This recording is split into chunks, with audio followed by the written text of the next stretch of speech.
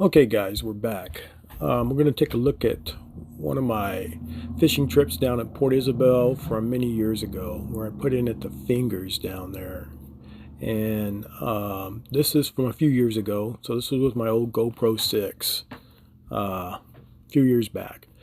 So I put in there, I went underneath Highway 100, went down the Port Isabel Ship Channel, and then right there before it met the Brownsville Ship Channel on that curve, that's where I fished, and I caught all these fish at. So we're going to take a look at this and see. What I like about the fingers is there's hardly ever anybody there. I can put in real quick. I mean, it's a small boat ramp, but generally there's nobody there. Every now and then there's a few people, but most of the time there's nobody. And then you don't got to drive all the way around the bay to get there. You know, under the Queen Isabella, you can go right under Highway 100. So let's take a look at it here. All right, so here we are. We're at the Pompano Park there in the fingers. And as you can see, there's only one other truck there besides me. And it's just one, it's a single boat ramp. It only has one ramp. And you gotta idle. You can't, you're in an idle zone. One thing about that old show water, it's a beautiful flats boat. I mean, hands down, it performs very well out in the shallow flats. But at low speeds, it's hard to steer because it's a flat bottom boat. It sits on top of the water and it doesn't cut through the water. So it's not easy to steer. That's the only downside to it when you're at low speeds. Higher speeds, yeah.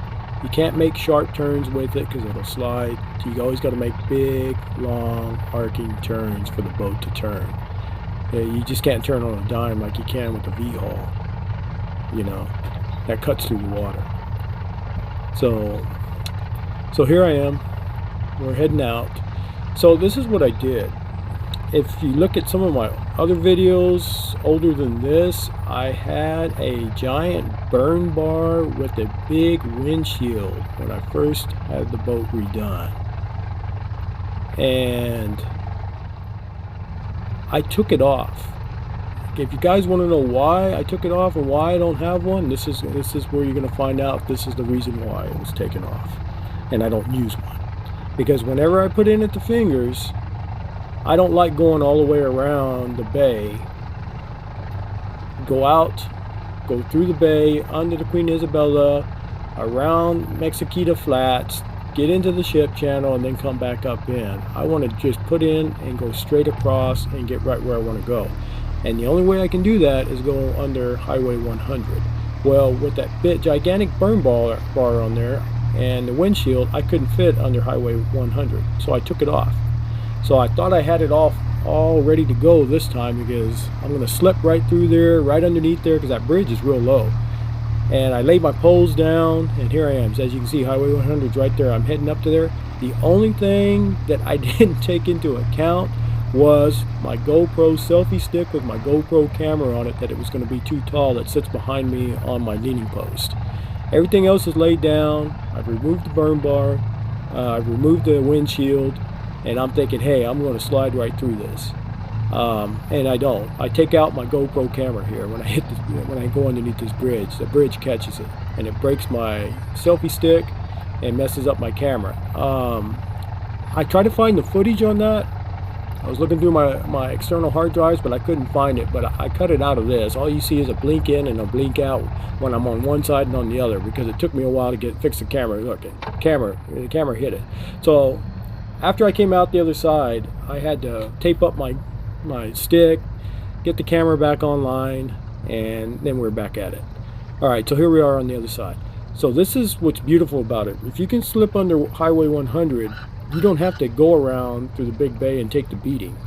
I can just slide right through these little channels here, and I can get all the way over to the ship channel from here.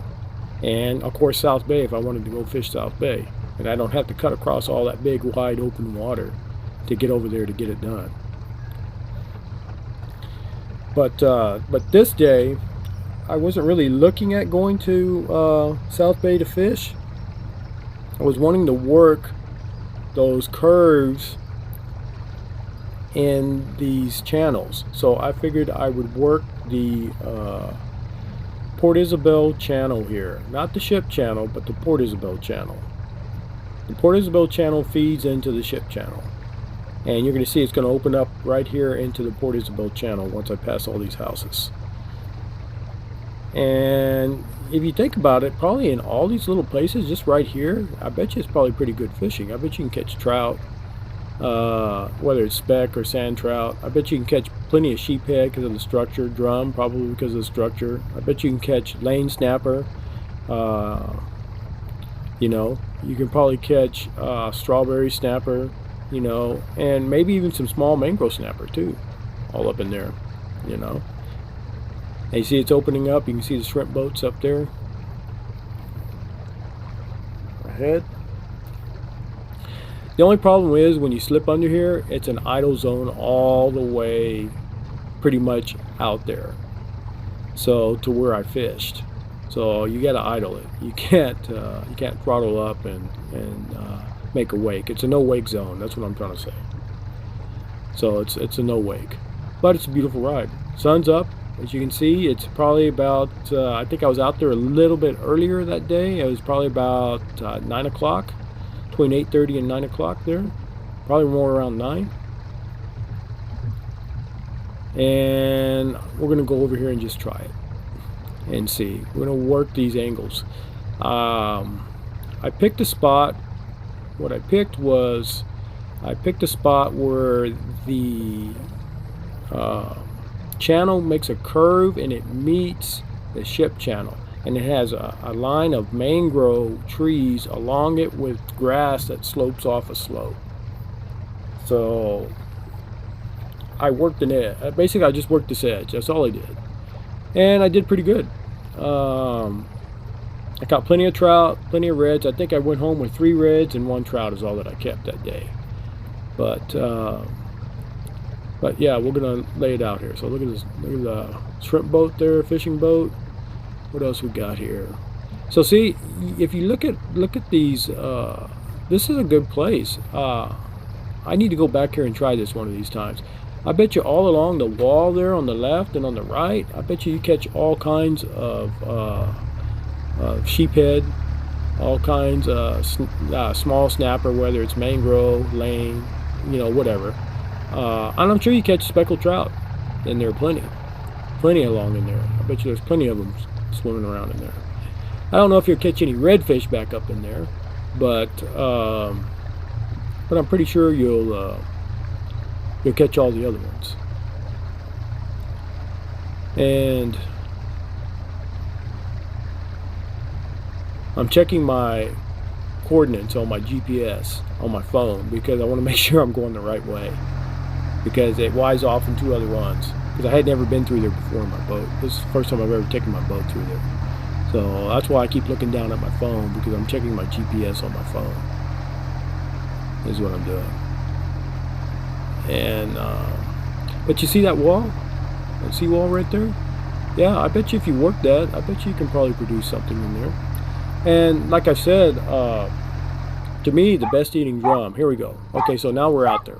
We're at that curve. The ship channel is right there in front of me. You see the boat that's coming in right there? Commercial fisherman coming in.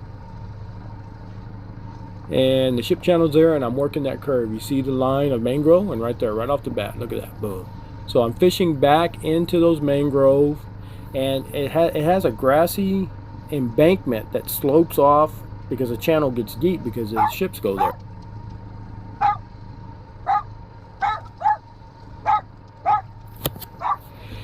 Right off the bat, look at that.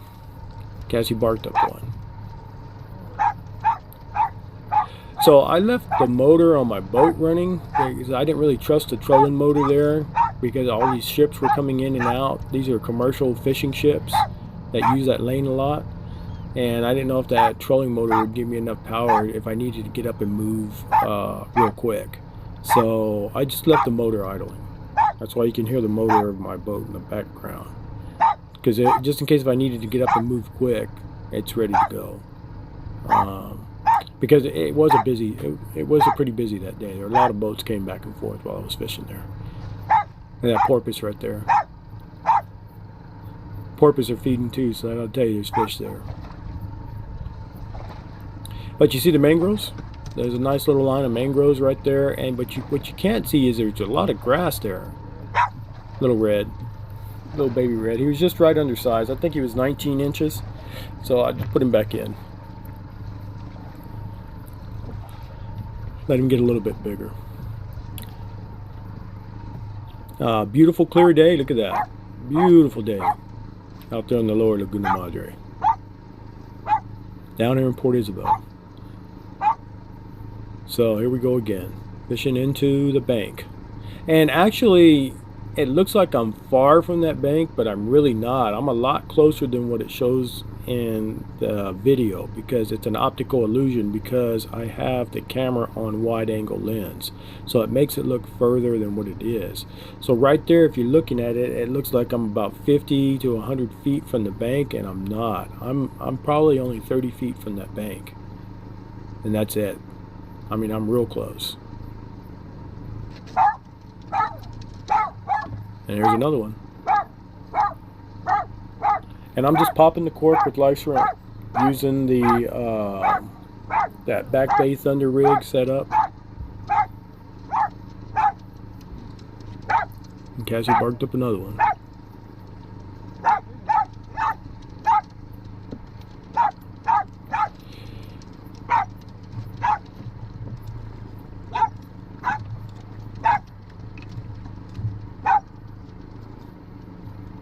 A long time ago, back in the day, I used to do a lot of fishing in down there when I didn't have a boat. I used to stand on the bank down in Port Isabel, wade fish. I used to wade fish a lot off of Highway 100 out there for many years. You know, back in the 80s, you know. And fish off the bank there in the ship channel too. Used to do a lot of fishing there in the ship channel.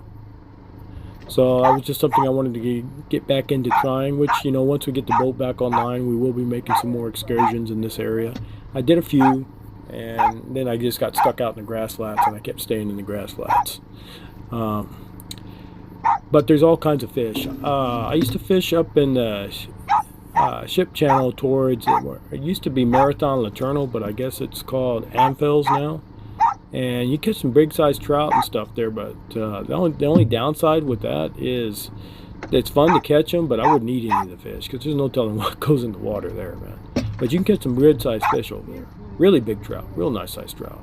27-inch long trout, you know what I mean? Running up and down there along them rocks before you get in there.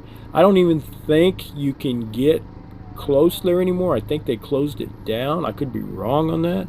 But you used to be able to go right down the side of Amphils there and walk down and fish outside of the fence. I don't think you can do that anymore. I think they've closed all that off. But you know, you have what you have there. Also, you have Game and Bridge. I used to fish a lot there, but it just got to where it's just too many people. I mean, to go. So that's another one right off of 48, because 48's right there. Alright, so let's try it again here. So we're just using live shrimp, and I think I got my longer leader on it, I believe it looks like. Yeah, I got the longer one, the 1.5 foot. And I'm just popping the cork.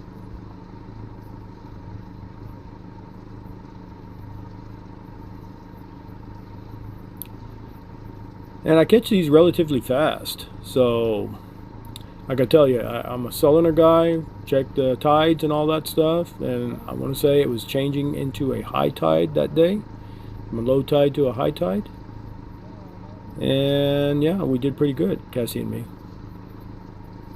Just working that little bank right there.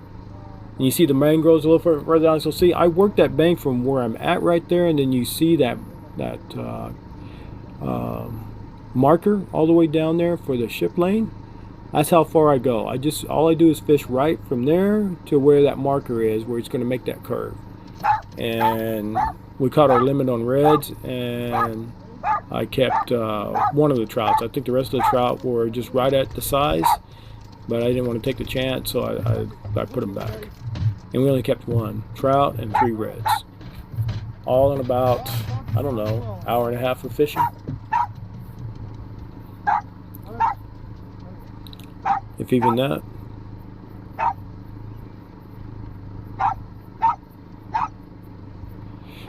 And see, I have that lime green version on there. I don't like using the lime green anymore. You saw I threw it out there, you couldn't even see the cork. It's hard to see the cork in the water. And then if the sun's in your eyes, man, you're not going to see it. So, nice little trout there. About keeper size. And like I say, I generally just keep what I need. So we kept 3 reds and I think 1 trout out of all of them is all that we kept.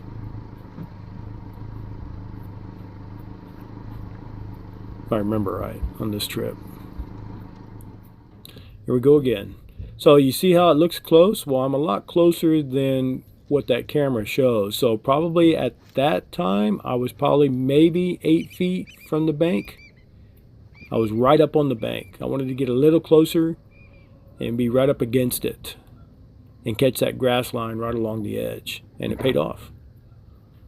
Again. Just popping the cork using live shrimp. Didn't use any artificial this day, just used live shrimp. And I caught them relatively fast. Cassie delivered again on that day.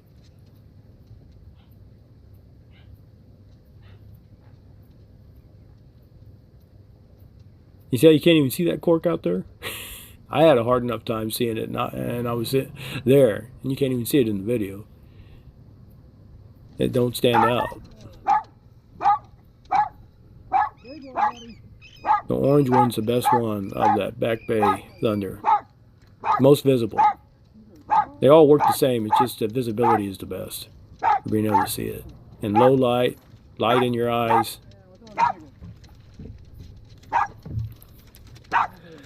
So the water's a little murky, but it does have some clarity. It probably has about 30% clarity in it. But there's a lot of grass there. That's what you don't see. There's a lot of grass on that slope. And that's what I'm fishing. I'm fishing that grass line.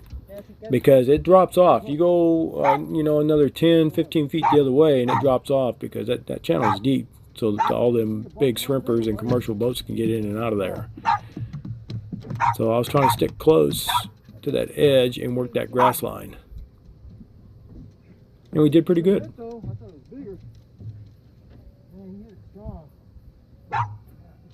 Guys, he just barked up another one. Look at that. Another one. And I think that one was 19. I think that one we had to let go. So we caught plenty of 19-inch redfish there. Just right under the size. 19, 18, I think, along that line. Here we go again.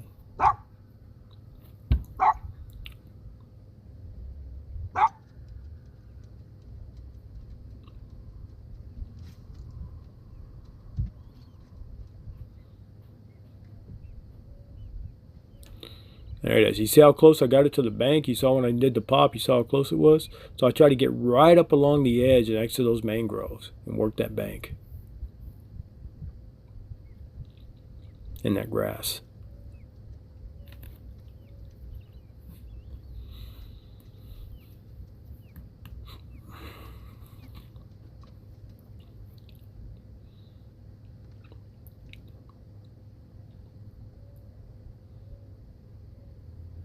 So we pop it, let it rest, pop it, let it rest.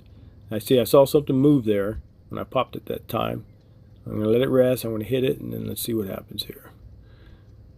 Hit it a couple more times, see if we can get something to get on it. But I did see something move around it.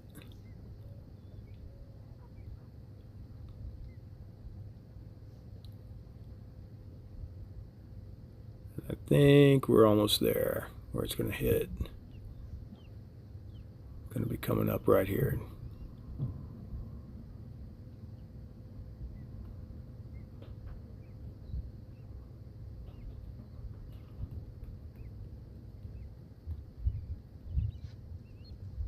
Nope. There it is. Once Cassie starts barking, that's when they hit. There it is. Cassie just knows. She's got this sense, man. She just knows when the fish is going to strike.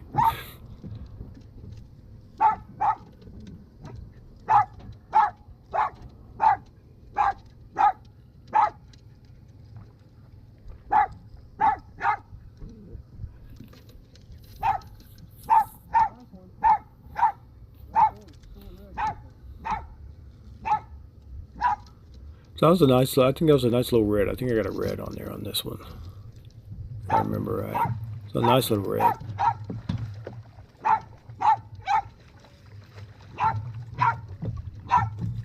I'm going to reach over and get him in the boat.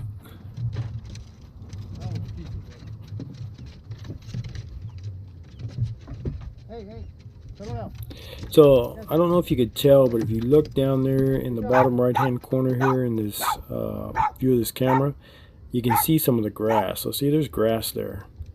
It's grass on an embankment of mud working that slope, and it slopes off. So they're in that grass. As you saw earlier, you saw that that dolphin, that porpoise feeding, it was working that edge too. So I would, you know, when it works the edge there, I would think that it would push those fish up into the grass to hide from it. You know what I mean? Because they know they're not going to outrun it. And it gets pretty interesting if you've ever seen a porpoise get real aggressive after fish for the feeding. Out in Rattlesnake Bay, there was a time that, man, they pushed them all up against Rattlesnake Island. I wish I had that on tape, but it was really interesting to see how that they worked. That they worked in unison, and they got them pushed to the shallow water, and even the porpoise got up in the shallow water and was flipping around, you know, getting them. It's pretty interesting how they hunt. Very aggressive hunters. A lot of people think that dolphins are friendly and you know, your best buddy, but they're really top of the food chain hunters, man. So as now you can see, I'm already close to that channel marker. You know, slowly drifting towards it.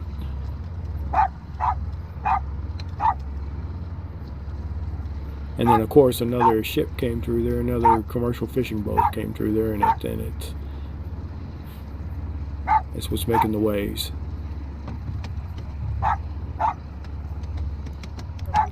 So I moved back a little bit because I was really close to the bank. Nice little trout there.